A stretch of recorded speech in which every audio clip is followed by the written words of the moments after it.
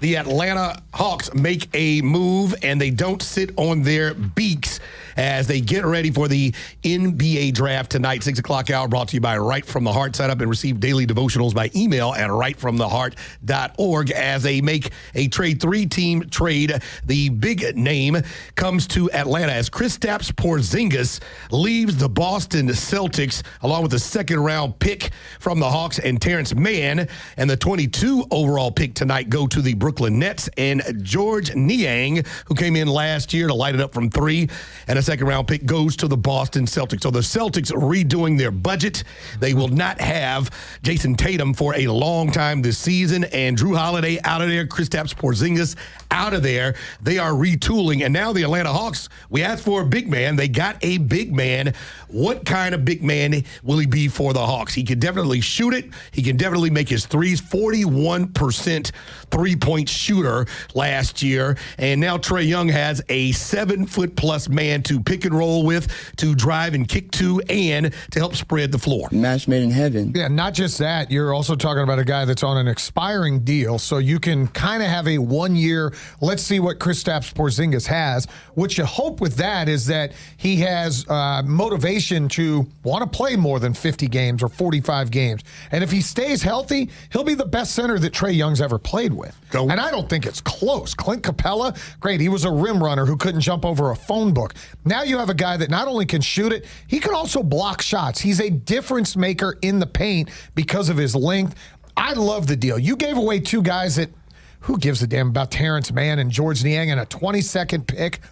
They're role players. They're at best. 100%. This guy could, if he sticks around, could be a piece of a unit. And this year, if he's healthy, he could be a big piece of you getting out of the play-in, into the playoffs, maybe a high seed, who knows, pie in the sky, maybe top 3 seed where you end up hosting some games in the first round of the playoffs. So you get a bona fide player. And a lot of teams have covered it. You just haven't been able to unlock his full potential because of what could make him a dud, the injury factor. He does not have the ability to stay healthy for 70 games. So now you got a roster that looks like it's kind of being built with a purpose.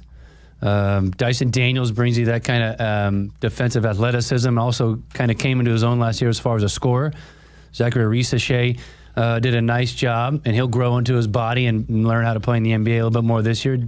Jalen Johnson, right? So you got guys you can build around, and now you got Porzingis, so you can really move some guys around, play a brand of basketball where you think you would have a purpose and a meaning for what you're doing on the court, because I haven't quite figured it out in 3 years since our boy's been here, the head coach.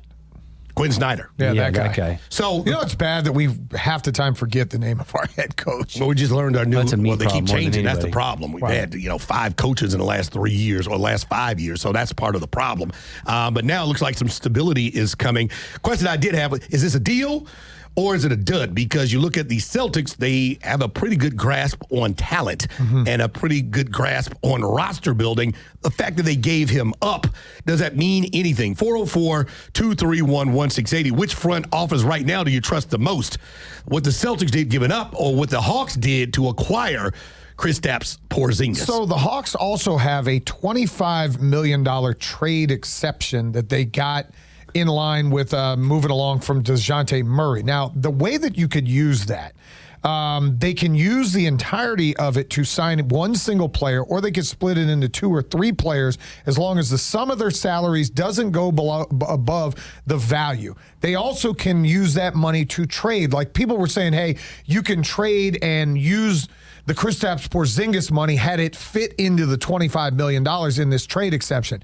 There's rumors that they're going to go out and potentially go get a kid by the name of Nickel Alexander-Walker, who played for Minnesota. But I don't think they're going to use all $25 million of that trade exception to go get him. He scores about 10 points a game. He can't shoot the 3. Yeah, I don't know. You give him $10 million? I don't know. Yeah, so maybe you're getting 2 players. But the thing that I like the most, they didn't sit on their beaks They did something. They got It somebody. would hurt if they sit on their beaks. Yeah, it would hurt us too. And now they have a situation where they can still improve the team and who knows, still maybe move up. They still have their 13th overall pick in the draft tonight. So we'll see maybe about 9:30 when the Hawks might be close to picking what they do. 8 o'clock is the time for the NBA draft at the Barclays Center in Brooklyn. It's crazy. You know what they need now? They need a outside shooter. I'd like to find a 3-and-D type of guy, or maybe a stretch 4. I know you kind of have that with a Okongwu and Zachary Richeche, but if I can find a 2-guard to come off the bench behind Dyson Daniels, who's a knockdown 3-point shooter, that's what I want somewhere in this draft.